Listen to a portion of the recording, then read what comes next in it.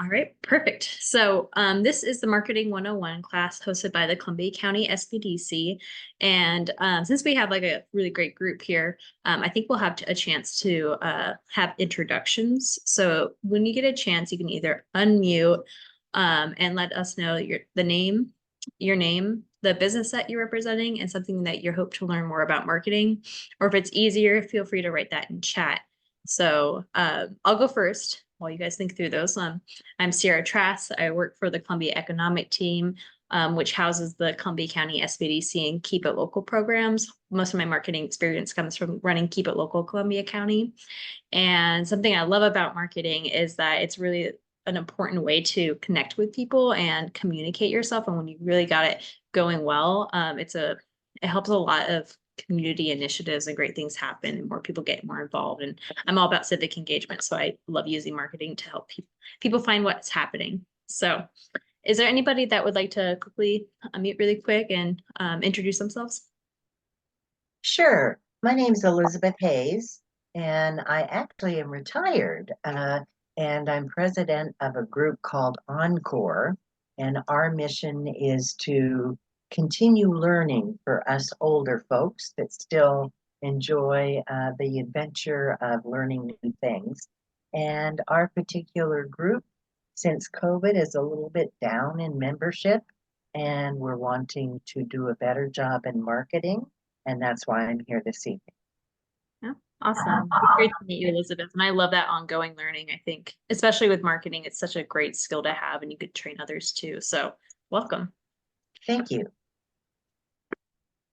I'm going to jump right in on that one. My name is Sharon Borgard, and I also am here on behalf of Encore. Elizabeth and I have been doing some brainstorming on things to do to get some interest and to increase the numbers, how to get the word out. And I thought, Marketing 101 probably has some really good tips.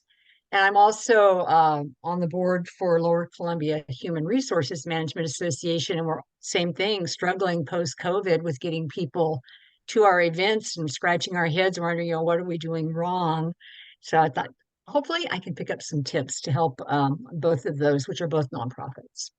Okay, great. Great to know too. I've had a few nonprofits participate in our in-person classes earlier today, so I can speak to that. Marketing, like a lot of these principles, I'll be coming from a business point of view, but a lot of them you could just easily flip the word business to nonprofit. Awesome. Thank you, Sharon. Thank you. Any others that would like to introduce themselves or throw it in chat? My name's Elizabeth Preston. I was trying to figure out the camera if anybody was watching the weird thing there. Mine's not popping up for whatever reason. I work for myself, Rooted Relaxation Massage Therapy. 8 years now. And we're working on building my business. And I want to get more involved with the community and start expanding myself a little bit more. And really just getting out there, getting my name out there, getting involved and figuring out what business is about. Because the first 8 years I have spent just touching bodies and figuring out what touching bodies is. And it's a huge deal. So that's kind of where I'm at, is just involving myself and other people further than just my job and figuring out what it means. Mm-hmm. Awesome. Well, great to have you, Elizabeth. And yes, we can definitely touch on those things and how you can keep growing your business through marketing strategy. Thank you. And then anyone else? I'll go. Sweet. So I am Linda Harding. I own a local event rental company here in Warren. It's called My Northwest Event, and I've been a small company for the last couple of years, and I'm more so know how to like really focus on the digital side of marketing, but not really anywhere else. And so I'm really trying to figure out like, how do I market to such a diverse community out here, because there's so many different ways. And if you do digital, you don't always capture all of your community members. So just trying to figure out like, what are other really great options out here in Columbia County to reach to these other businesses or just the community. Yeah, that's great, Melinda. I've been thinking a lot about that too with the Keep It Local program. Historically, it's been a lot of digital and how can you market in other ways? And so we'll cover those things as well. And I can speak to local opportunities. Cool. Did I get everyone? So perfect. Okay. So without further ado, just a quick few things before we hop right into the content. So the Columbia County SBDC is hosting this Munch and Learn series. And so we do this every third Thursday of the month. And so this is our Marketing 101 themed one. Oh, I have one more person in the room. I'm admitting them. Welcome, Allie. We are just starting, so we're right off of the kickoff slide. So no worries, you haven't missed anything yet. So yes, the Columbia County SBDC offers free one-on-one confidential business advising here in Columbia County. And we encourage you to work with these advisors anytime. It's actually a relatively newish program for the community. The pandemic hit back in 2020, and a lot of business owners were like, where do I go? There wasn't a great resource center for businesses here in Columbia County. And so our team, the Columbia Economic Team, we had these PPE loans coming down, and we were helping or PPE grants coming down, and we were helping a lot of businesses access these grants. And one of the questions was, can you provide us a profit and loss statement?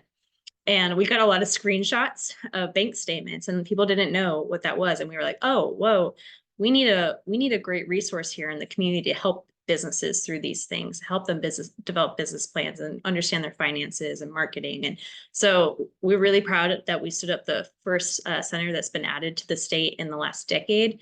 And it's the only Columbia County, it's the only SBDC in the state that's unaffiliated from a community college and ran by our economic team. So Jason Moon, the big picture there, is a director of the SBDC. I help out with programming and helping coordinate these classes and more activities. And then Mark, the other picture there, he's one of our advisors as well. So feel free to scan that QR code or look up Columbia County SBDC if you'd like to access our advisors to talk through business plan, access to capital, marketing plans. If there's more stuff after today's presentation, you're like, goodness, I want to like work with somebody through this more, we're more than happy to help. So a great resource here in Columbia County. Additionally, this whole series this year, we've been able to make it possible through the support of WANA Credit Union. They've been wonderful partners with us. And so we just really appreciate Megan Fawcett there, who is the community director. WANA is just amazing about how much they get involved in the community, not only supporting small businesses, but local nonprofits. And so also a fun thing Megan likes to say when she's presenting on this slide is that every single one of those 199 employees at Columbia or at WANA Credit Union, they get 16 hours of volunteer time a year. So it's a lot, like thousands of hours of volunteer. So they love to give back there. And this is one of the ways they do it. So we appreciate WANA. But without further ado, a quick introduction of myself is I grew up in Clatskanie. Then I went off to Oregon State University. So if there's any Duck fans in the room, I'm sorry, I love the Beavers. But I graduated with a management degree, specialized in HR, and I landed in economic development. I didn't know what it was, but there was like a really sweet older woman helped refer me into this position. And I absolutely love promoting local businesses and developing our local economy here and really giving back. I feel really privileged every day to be able to do that. I also came back to marry now my husband was my high school sweetheart. So that's the picture there. And then I'm the director of Keep It Local Columbia County. My next slide talks about that more, but that's where most of my marketing experience comes from. And then I'm also a very proud Cavapoo mother. And if you don't know what a Cavapoo is, it is a Cavalier King Charles Spaniel, like that Lady and the Tramp dog, the lady dog from that movie, mixed with a poodle. Super sweet. So we love her. She's 1 year old now. And then this is the first year I've ever done a garden. So check back with me in about a few months and see how that went. But those are just some fun facts about me. A little bit about the Keep It Local Columbia County program is that we promote people to shop, taste, play, and choose local here in Columbia County. You've probably have seen our logo float around, especially during the holiday time. but we do social media promotion on Facebook and Instagram. We have an online directory run through WordPress that promotes local businesses and events here in Columbia County. We also have a mobile app called the Find It Local Columbia County mobile app. If you haven't downloaded that, I'd encourage you to. It has all the businesses listings and events all in one place on the mobile app version. Really great. And the other thing we do is we do seasonal commerce generating campaigns. And so you probably have seen that bingo looking card float around Columbia County before. During the holiday time, for every $10 you spend, you get a stamp. That's the program we run. And last holiday time was another record-breaking year for us. We had over $650,000 of local spending. Woohoo! I'm really excited about that. So let's talk about some marketing. First, why is marketing even important? There are 4 main reasons. 1, it helps you attract and retain customers. Oh, and I should mention, if you have questions at any point, please feel free to stop me. I'll be trying to watch the chat as well. I really love giving presentations that are collaborative, so you don't need to wait to the end to save your questions. Feel free to ask any point, raise the hand feature, or just chime in.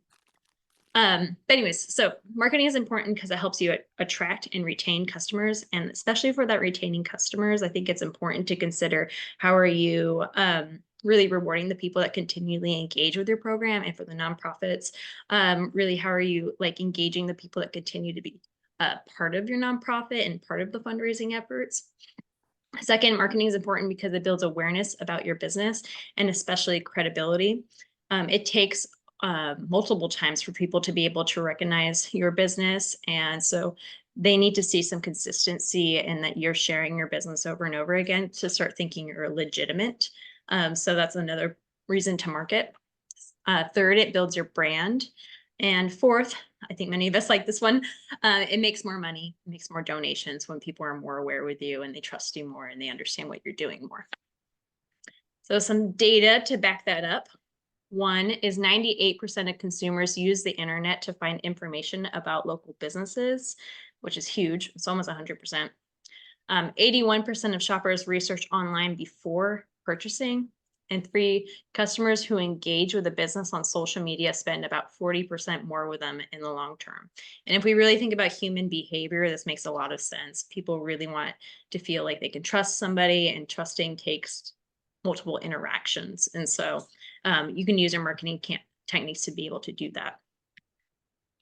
So there are 5 stages of marketing, and I see a lot of businesses jump right into number 4. They go straight into, okay, I put my business together. Now I'm just going to start promoting and just going for it. And they skip the first 3 steps. So I think it's really important, and we'll talk through each of these points, to first define your value proposition. Second, to define your target audience. Third, to create a consistent brand. And then once you've really done those 3 things and thought hard about them, you're now ready to promote your business.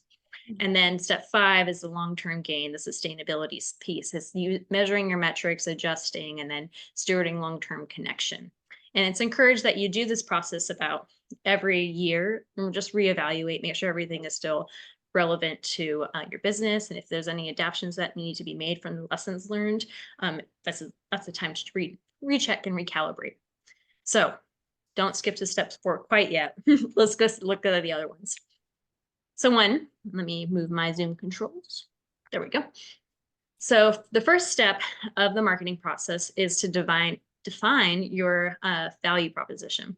So what is a value proposition? Basically, a value proposition is what makes your business, your nonprofit, different than anyone else.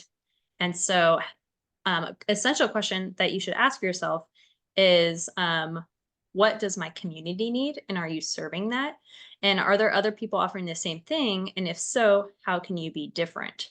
In this age, I think many of us know there's so much information competing for our brain space. So we're constantly bombarded with a lot of information on social media, on the internet, on billboards as we're driving down the highway. I'm sure you can right now just look up and see a brand or 2 that you're constantly seeing. We are constantly getting advertisements every day.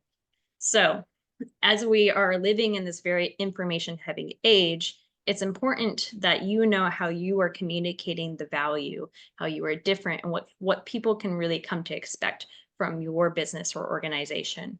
And if you don't, and if you haven't really figured out what makes you unique and special and how you're going to communicate that, then you will probably lose your messaging, and it's not going to identify with people very well because they're not going to really know what to go and get at your place. And then additionally, there's that bullet point that said avoid your own biases. And so I think sometimes we have these biases that, oh, the community really needs this thing, or my mom and my grandma told me that my business is a great idea, so I'm going to go do it. It is on you to be able to go do the research and really figure out what your community needs and how you can make a solution for that, and if your business is viable. And I have some slides to help you work through those things more. So here are some things to consider to define your value proposition. And as you can notice here, some of these you can't really be all of them, and that's totally good. And it's okay. There's different strategies you can have for a business. And so first is low interaction versus high interaction. So are you going for a strategy where you are all about a really personalized experience, or are you trying to get people through the process as quick as possible, make it super easy and convenient? And so an example of that is the difference between, say, a local boutique and McDonald's. You know, McDonald's is all about getting your food and you go. Another consideration for defining your value proposition is expensive, cheap, or in between. There's the difference between Walmart and Louis Vuitton, and both those business models make sense, but they have different strategies and different ways of communicating themselves in their marketing because of that. That's part of their value proposition. Then there's high quality versus low quality. I tend to find with many local businesses, they're going for a high quality approach, but it's also okay to, like, if you're trying to just maybe make things more affordable and make a lot of things, pump a lot of things out there, and that's your strategy, that's another way. Specialized versus generalist. Let's use a contractor as an example. You can have the general contractor that does everything from foundation to trim, or you could be specialized like electrician or a plumber. And so that's different for every industry, but it's important to think about what's your value there. And then this one kind of has a right answer, but convenient, somewhat inconvenient, and inconvenient. These are another thing to consider is I would encourage you all to think about your customer journey, and for the nonprofits in here, your volunteer journey. And what that specifically is their very first point that people hear about you. So not just word of mouth, but when they find you on the internet, what do they do next? Well, oftentimes they'll go to your Facebook page or your website page. And is that an easy process? Once they get there, are they getting the information you want them? If you want them to donate, if you want them to volunteer, if you want them to purchase something off of your website or come visit your store, are you having a clear process that makes it easy for them to go there? And then once they're there to that point of destination that you want them there, is it easy to then interact or sign up?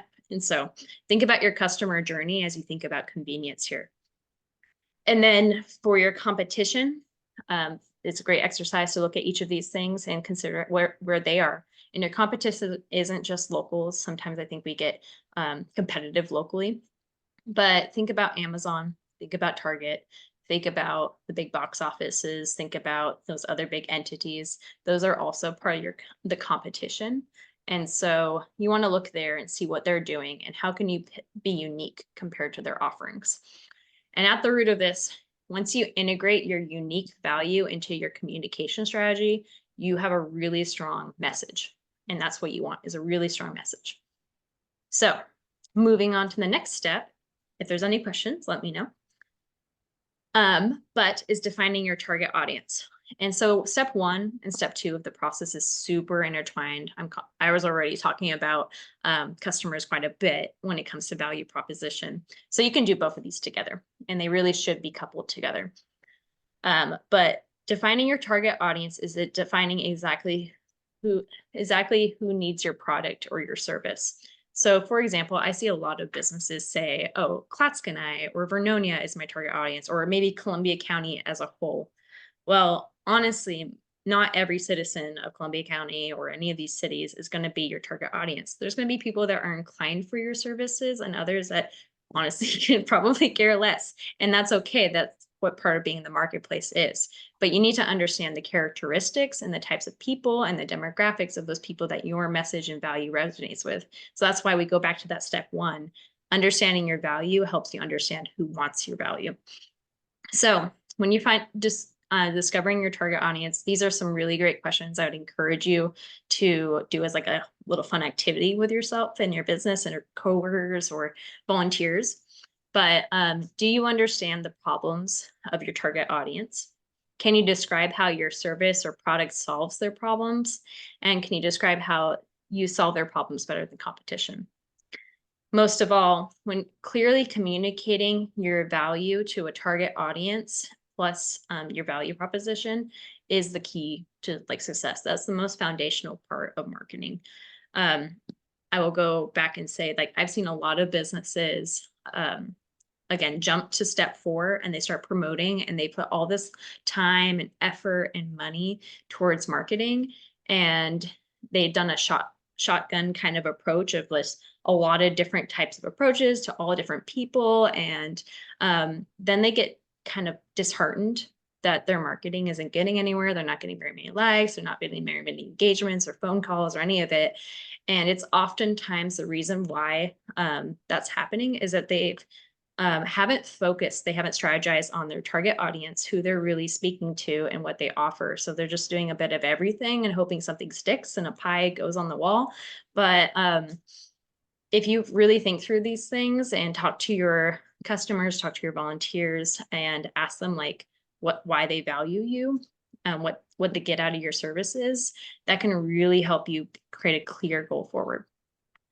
So if you also need some inspiration for finding out your target audience or your value proposition, here are some more tips. So quantitative data is data by the numbers.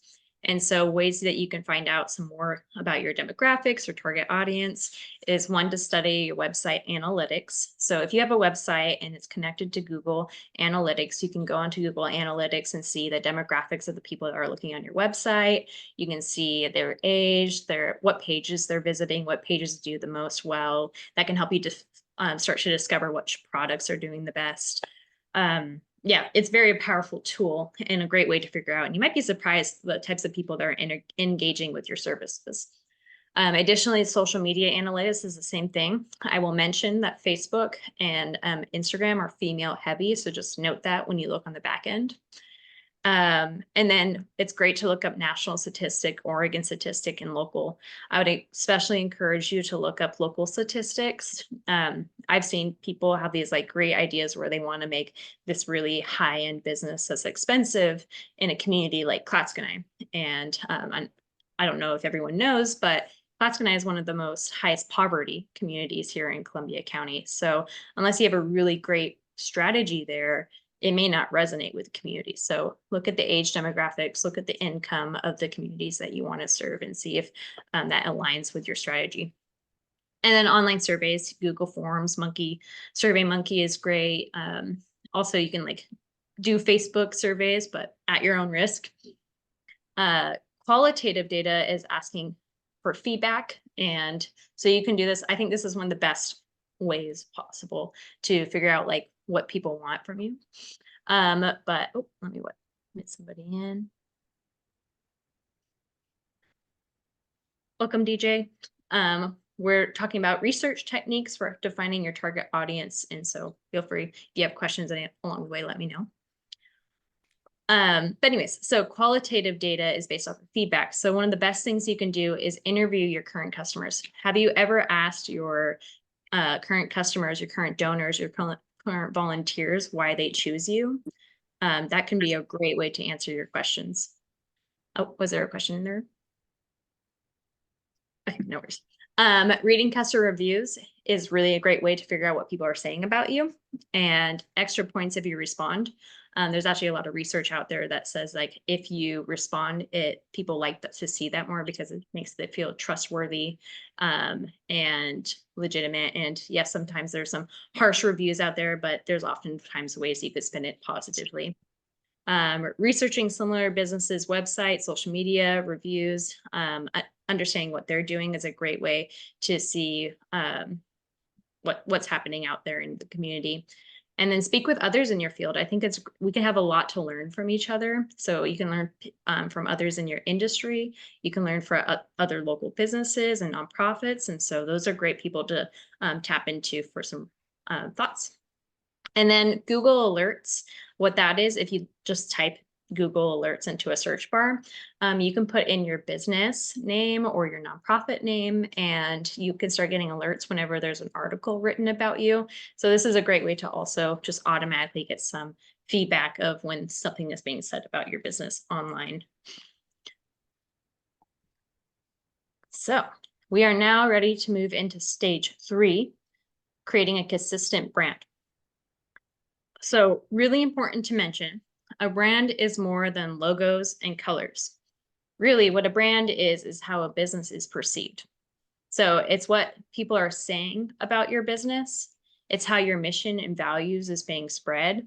And hopefully it's being the way that you want it to be communicated. But if it's not, then that's definitely something to look into.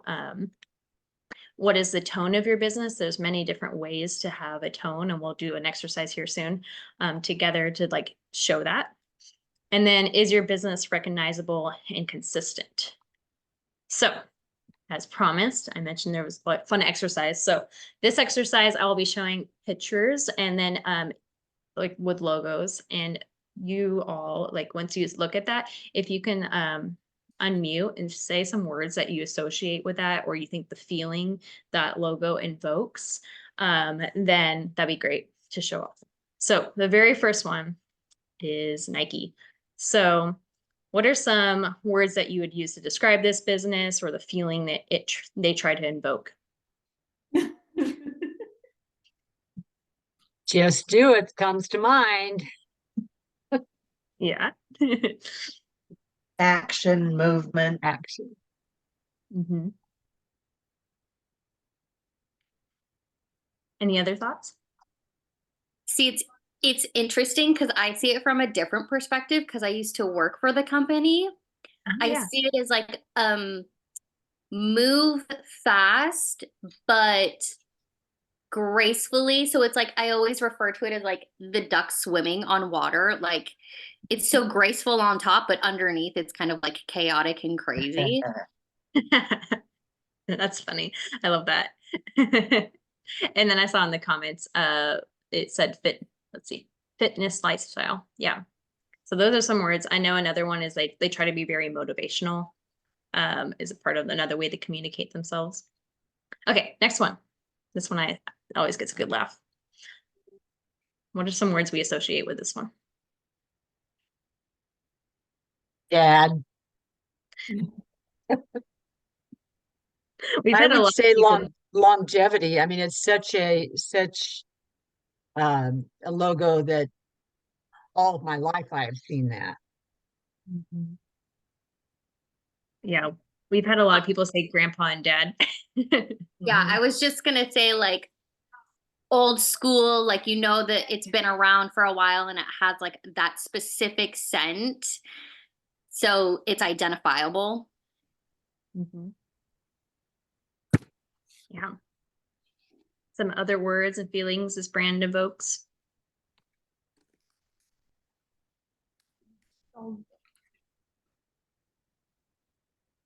Awesome. Yeah. Okay. Oh, sorry. I just wanted to say I always see the color red. True. Yeah, I think they have like also a comedic side to them. I've seen some of their ads be that way. Though I've heard that very originally when the company started, they were much more posh, and now they've kind of gone for a fun twist. Okay, one more. This is a classic. What are some thoughts and feelings this brand evokes? Happiest Happiness. places on earth. Innovative, Yeah, creative. creative, yes.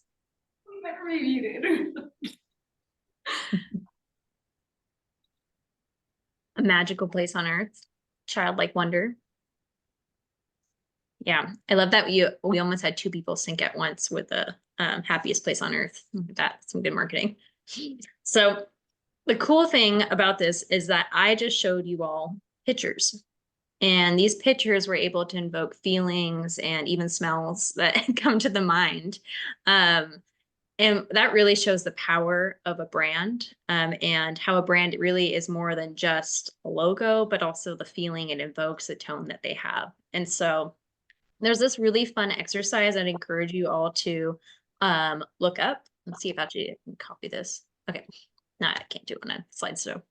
But if you look up iconicfox.com, and I'll show these slides afterwards. If you signed up on Eventbrite, I can send the slides after, is the brand archetype exercise.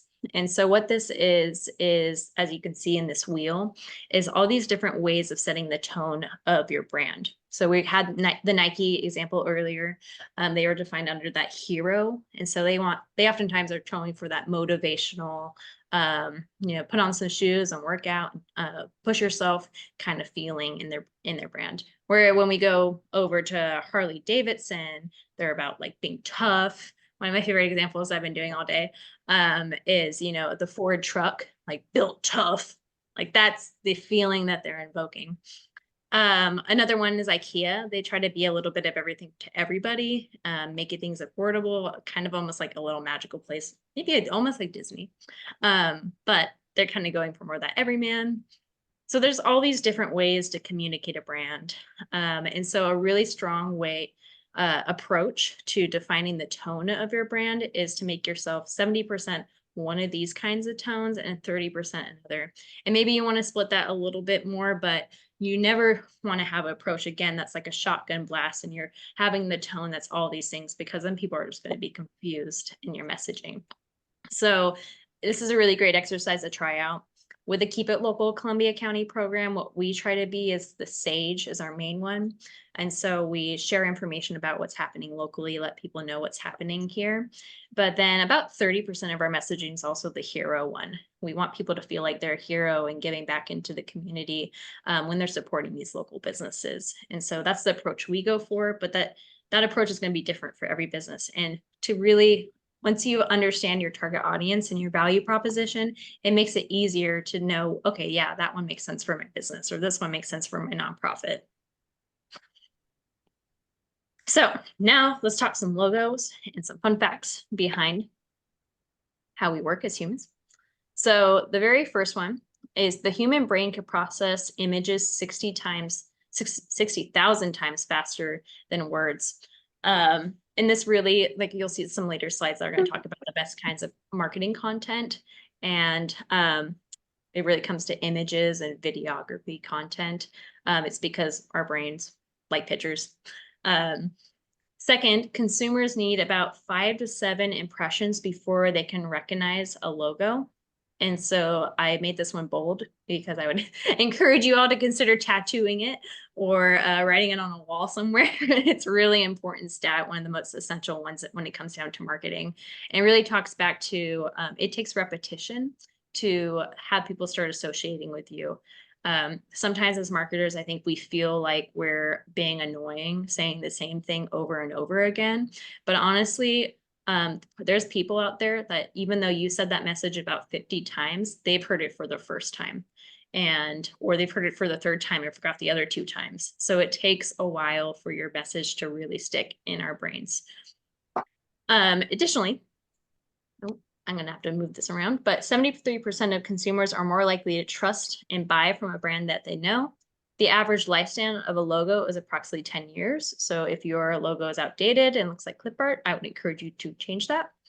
75% of people recognize a brand by its logo. 60% of consumers will avoid a brand or the logo that they find odd, ugly, or unappealing.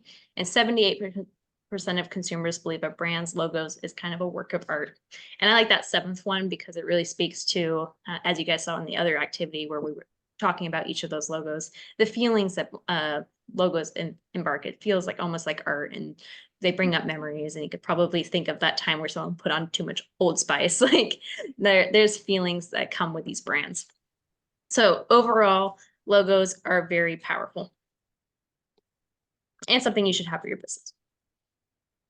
So now let's move to stage 4. We are now ready to market. We have defined our value proposition and what makes us different. We've defined our target audience. We understand how we're going to be communicating ourselves and our strategy as a brand.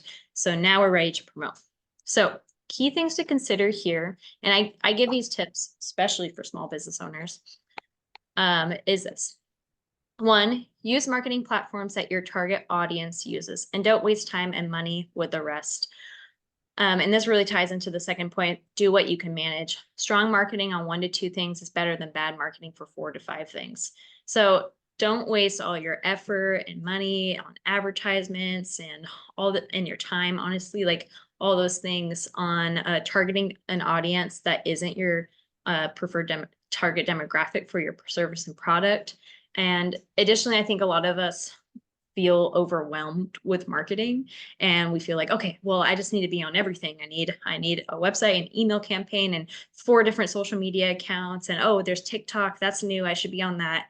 And we try to do everything, and honestly, like doing 1 to 2 things really well and to your bandwidth is going to keep you sustainable. You're going to help you keep going and not burn out. And it also will help you, those platforms do very well. So you can see more value and content and followers over time. And then 3, be consistent to get results. Marketing really is a long-term game. You'll start seeing some action maybe in the first few weeks of you really going after it, but it takes a long time to get some real value. Kind of going right back to that slide where I was talking about all that data, since it takes 5 to 7 times for people to recognize a brand, it really shows that it takes a while for people to really understand your value proposition and why they want to work with you. So some channels to consider, I have listed 3 different kinds. First being digital. So a website and blog. And a blog, I had a question earlier, what is a blog? A blog is a page on your website where you post articles. So for example, the Keep It Local page, I'll share like sometimes local news articles. Businesses might want to say there's a construction business. Maybe they want to make a blog article about a house that they just built or a project they did, or an employee spotlight. There's so many different kinds of things. And the value of a blog really is search engine optimization, SEO.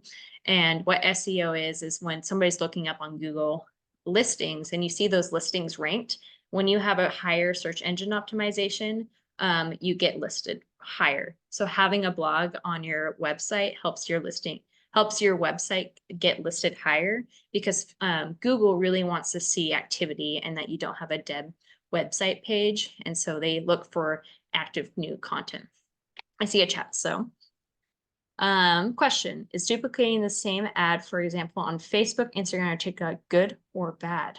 I honestly will do the same kind of ads and posts for the Keep It Local program, and I see a lot of success in that. I would say though, look in your back end analytics and see if your audience is very different. If it is, then you might want to adjust. And so that's the biggest suggestion I have there, if that answers the question. But, saving time and money and value helps when you reuse your content. And same thing with blogs. You can write a big long blog, take out some blurbs, make that into a social media post or a newsletter. So yes, if that didn't answer the question, feel free to ask more. Social media, there's Facebook, Instagram, TikTok, Pinterest, X, LinkedIn, YouTube, and a lot more. So again, think about your target audience. Which ones are they using? And then go on those. Columbia County, we love Facebook. So it's why I put in the bottom recommending Facebook if you are targeting the Columbia County audience. Columbia County is Facebook heavy. Google My Business, I also think is one of the most essential ones to have. And it's not much work. It's basically an afternoon project, maybe an hour or 2. But if you just look up Google My Business and create a listing, then when someone's looking up on Google and they see that page that shows some pictures of a business and the location and the reviews and that like little tab that pops up is what a Google My Business listing is. And you can set one up for your nonprofit, your home business. If you're a home business and you don't want people showing up on your front door, you can set a region of where your service is. Same with nonprofits. So Keep It Local, for example, we have it set up where it shows Columbia County as our location. So a very important thing to have for search engines. Email campaigns or newsletter is actually a very effective tool. And so you can consider doing that. Online papers, podcasts, digital ads like Facebook and Google. Actually, more and more social media algorithms like money. So you'll start seeing some success with that.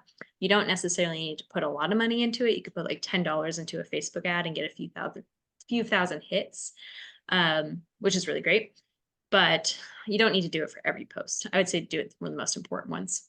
And then the Keep It Local directory. If your business or nonprofit is not already listed on keepitlocalcc.com, you can add one for free. And so that's a directory of all Columbia County's local businesses and events in one place.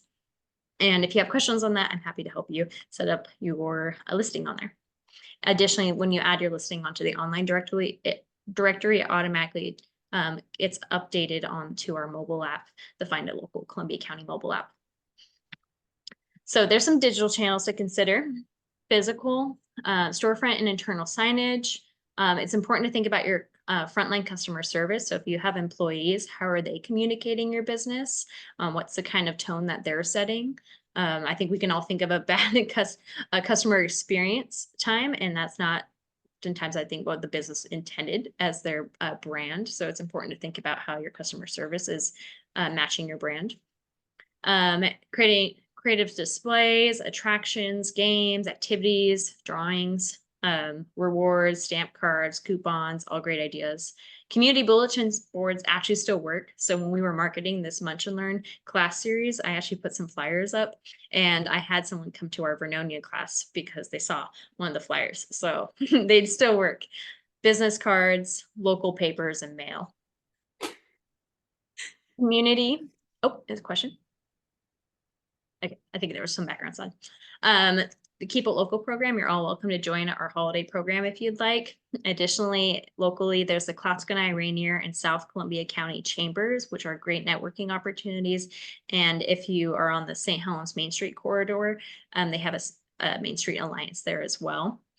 Attending networking events, other groups to mention. So I learned actually today there's a Toastmasters group in Columbia County. So if you want to like strengthen your public speaking skills, that's a great group to attend. And then there's also LaTip here in Columbia County, which is they have one business per kind of industry. So if there's another business of your type, then they don't take, they won't be able to accept you, but it's a really great networking event group that I've heard get a lot of leads and sales for those that are part of it. So if you look up LaTip, I think you can find them on Facebook. Kohai Radio is our local radio station, and you can actually be on their show for free on the Keep It Local show that they have there. And then they're partnering with local businesses and nonprofits is another great idea in doing those kinds of collaborations. And that's a strategic way to draw a different kind of audience to your business. So that business or that nonprofit has their own kind of audience of followers. And when you do these collaborations, you're drawing them to your business. So it's really smart and savvy. Sponsoring of local events is a similar effect. Attending local events and trade shows and classes. So earlier it was asked about how do I get more connected in the community. I honestly think here in Columbia County, when you are showing up at Jamboree in Vernonia or St. Helens Citizens Day or next Venture Festival in Scappoose or Heritage Days in Clatskanie or Rainier Days in Rainier, going to these really staple community events and putting your face out there, or bazaars, is a great way to make connections, because not everybody, as mentioned, is on digital. It's something that I actually plan to do more this summer, is to differentiate our marketing strategy, is just put a face to the program. Applying for business awards. So there's many out there that you can find online. And then brand ambassadors and champions. So I think it's a great strategy to have some of your most loyal customers or family members or people that really love what you're doing to be advocating about you and talking about you positively out there in the community. So some social media tips. Ooh. Quality over quantity. So social media algorithms can actually penalize you if you overpost. So don't spam the algorithm. You'll start seeing some negative results because of it. And really a great cadence is 3 to 7 posts a week. You can definitely like 3 to 5 is also good. And so it's great to have a cadence and be consistent, and the algorithm will start rewarding you because they're trying to see consistency and engagement, and you're continually going to their site. And so consistency is one of the greatest keys to social media and marketing in general. Engagement is also a key. So I have a whole slide later that talks about engagement. Engagement really is, how are you getting more likes, more hashtags, more comments? And it's, if you think about social media, the very first word is social. And I think us marketers, we oftentimes forget that we just feel like we're putting something out there and we just let it go and leave it be. But it's supposed to be a two-way road. It's meant to be where people comment and you comment back, or you like their stuff, or they share it. You know, it's meant to be this tool that gets engagement. So the algorithms more and more are rewarding posts and giving them more traction when there's engagement. So be sure to respond to your comments, like things, share. If you have other people sharing or making a good recommendation about you or tagging you, share it to your page, show that kind of engagement. And then metrics, use the metrics on the back end. As long as you have a business account set up for your social media pages, you're able to see the back end metrics. And that's how you can find out what works and doesn't work. So which formats offer marketers the top ROI? Short form video is king, and I think this was probably here to stay. And what that is 30 to 90-second videos, and it's super easy. You don't need to like hire a professional videographer to make this. You could just take your camera and show a behind the scenes video, or get to know the owner video, or get to know the volunteer video. These kinds of things really gets more engagement. In fact, there was a nonprofit this morning in Vernonia that said, you know what, I really want to, for the Easter event that we're having coming up, let's do a video of like the Boy Scouts putting Easter eggs all around Vernonia. And I was like, that's perfect. People resonate with that. It feels authentic and it's very organic. And so I thought that was a brilliant idea. Images are a second place. Again, our brain likes pictures. So always have like some kind of imagery with your posts, unless you need to like have a very short message, then that's probably the only time to ever just make a text only post. Then blog posts, and then all the other stuff. Which social media platforms offer marketers the highest return on investment? Facebook and Instagram are tied. And in third place is YouTube. HubSpot's a really great marketing platform. And so these stats come from them. How to get more engagement? Speak directly to your audience. Always include a strong call to action. This is bold for a reason. When you're making a social media post or a newsletter or any kind of marketing, you want it to point somewhere. So for example, if you're putting on a local event, say in that post, save the date, here's the event, time, location. Or if you want somebody to purchase something off of your website, give them the link. If you want people to call you, give the phone number.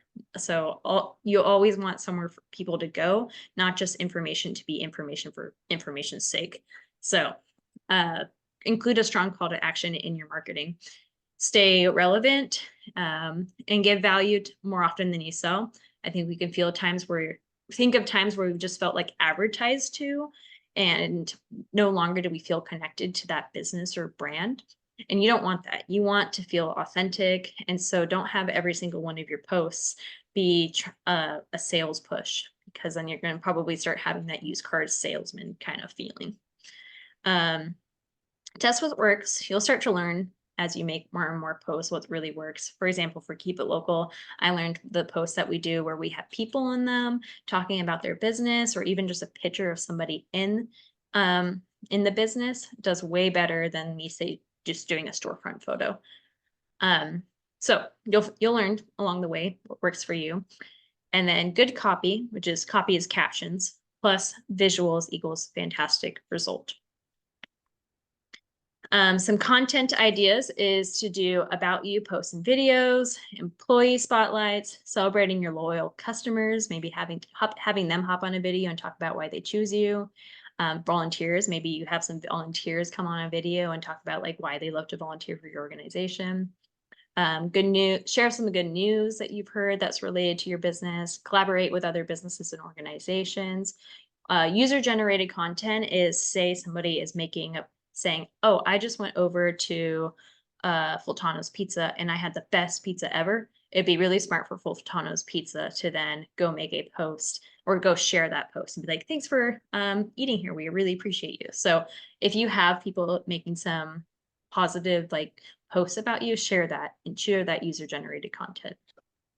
Customer interviews, honor your mentors, behind the scenes. Let's see, product features and the story behind them is some more ideas. More ideas on the right side. There's about 1,000 holidays out there. So there's probably some that relate to your business. So feel free to capitalize on them. Posting the answers to common questions you may get, posting positive reviews, hosting a promotion event or sale. I actually see drawings do really well. So you might have a competition of some kind where, oh, if you share this post, you enter into a raffle, or everyone that comments on this post. That going back to that slide that was about engagement, that's a really great way to get more engagement. Or another one I've seen is if you follow our page, everyone that follows our page is entered into a raffle. So those are fun things I've seen that do really well actually here in the community. If you have a hard time figuring out content, sometimes the best strategy is to have like some kind of weekly theme. So for the SBDC, since we're an educator and we're confidential, we can't really do very many posts about our local clients. So we'll oftentimes do like business tip Tuesdays kind of posts. Featuring your products and services, doing the behind the scenes. That's another very popular kind of post, and also before and after posts. And now we have moved into the long-term game, measuring metrics and building long-term connection. Use your website traffic, Google My Business, social media, and your other marketing campaigns to track data, figure out how your things are growing, and you'll start seeing ways to pivot, ways to just really strengthen what's working, and make that part of your long-term process. And then think hard about how you're going to build long-term connection with your most loyal shoppers. Acquiring a new customer is 5 times more expensive than keeping one. This is a very common mistake I see. People are constantly wanting new customers or new volunteers or yeah, and they want new, but they overlook the people that have been engaging with their services and their products. And so it's important to recognize those people and reward them and appreciate them for engaging with you, because again, it's 5 times more expensive to get someone new when you are making already so much value from the people that are already engaging with your services. And so appreciate those people because they are your #1 fans. So pop quiz, y'all ready? I hope these memes will also be some fun for you. But feel free to, again, unmute and chime in. But the first one is, what is a value proposition?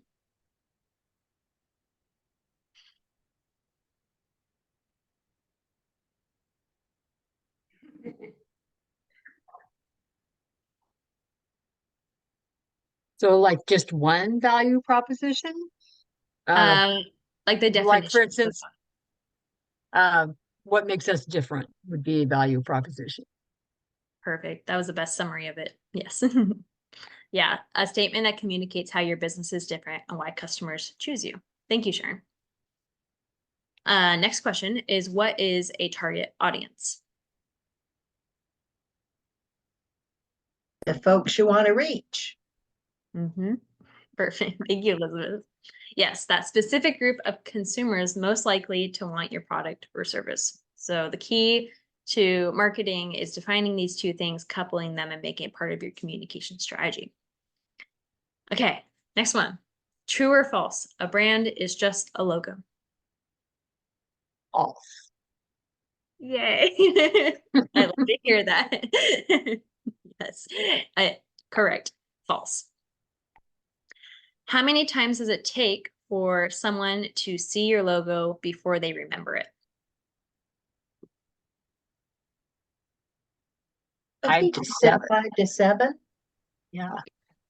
Yeah, you're both right. Perfect. 5 to 7 times. Okay, this is my trickiest one. So what are the 4 basics of social media marketing? And if you just remembered 1 or 2 of them, feel free to say that one. Engaging. Yes, engaging content.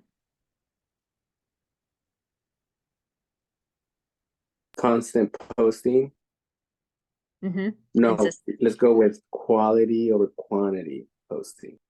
Yeah, you got two of them right. Consistency and quality over quantity. There's one more.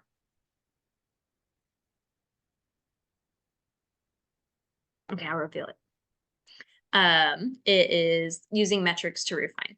And so those are the 4 basics of social media marketing right there, to see success. And I will say that there's a lot of fluff out there when it comes to hashtags or sharing or the algorithm and all that type of stuff. Like, don't feel overwhelmed that you need to go down all these rabbit holes. Really, if you're defining your value proposition, your target audience, and you're using some of these basic marketing principles, you will do well.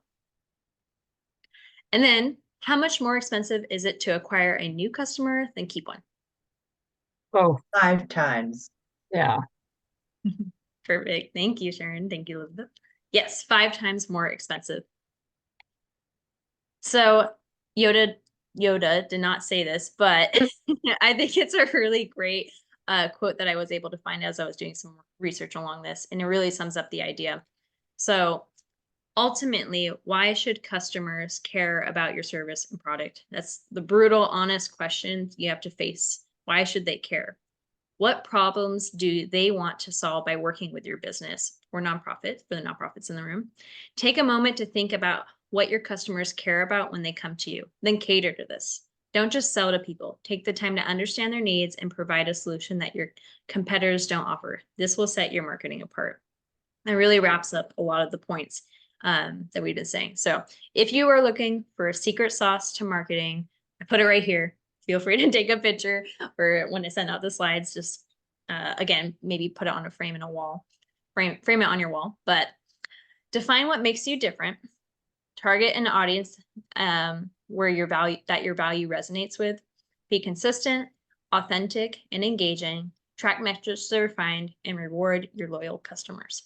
This is the secret sauce to marketing. And if you can do these things really well, then you have a really successful marketing, and you're above the rest in the way you're communicating yourself. So thank you all for coming. I will be on to answer questions, and if we want to specifically run through things, I'm happy to do that. We do these Munch and Learn classes every single month, every 3rd Thursday. So the next class coming up is around Building and Land Development 101. So if you're planning to build a structure or do some construction for your business and you want to understand permitting or land use and all these different things, we'll have a really great panel of professionals be part of this class. So you're all welcome to come. More details to come, how to sign up for that. Or if you follow us on Eventbrite, you'll get a ping once we add it on. But let me turn off recording and then open it up for questions.